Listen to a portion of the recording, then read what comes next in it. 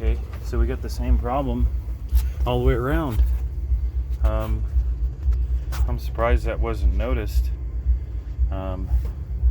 So these rims actually, I don't know if I even trust these rims anymore, since they've gone through majority of the same force and issue as the front rims, except these didn't have the force of steering and turning, so they didn't crack.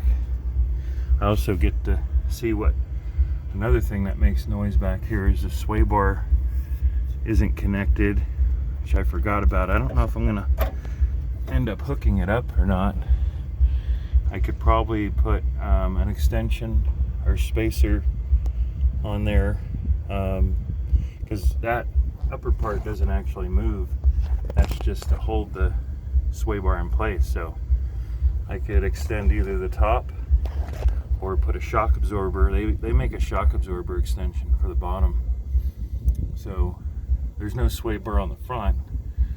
So I don't know. I probably won't hook the sway bars up, because I actually want to be able to go off-roading with this as much as possible. But anyways, just to clarify here, there's the same problem. These are the studs that are the original studs from the car, and this is the spacer, and these are the studs that the wheel goes on. So these studs were actually pushing on the back of the rim quite a bit. So so these rims might not be any good anymore anyways. I might use one for a spare, but yeah, I've got damage under here on that cover, but that's not a big deal.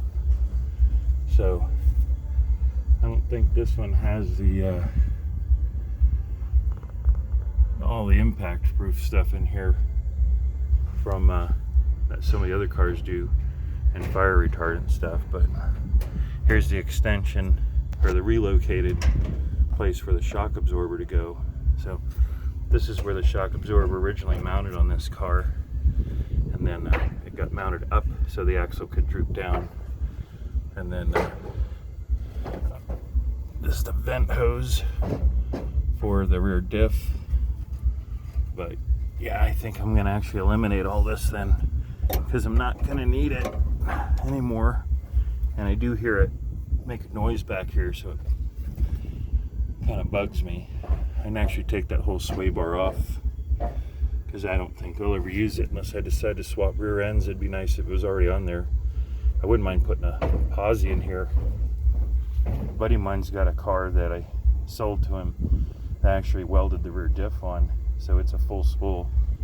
So I might hit him up and see if he wants to trade rear ends, because then I would end up with the spool and he would end up with a stock rear end and not have to chatter his tires and squeal every time he makes a U-turn on a Surrey coated asphalt in the parking lot of the gas stations.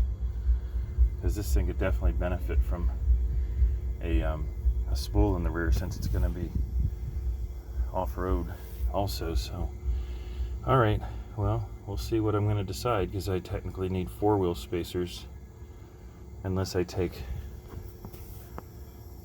I gotta brainwash this. I don't know what I'm going to do yet.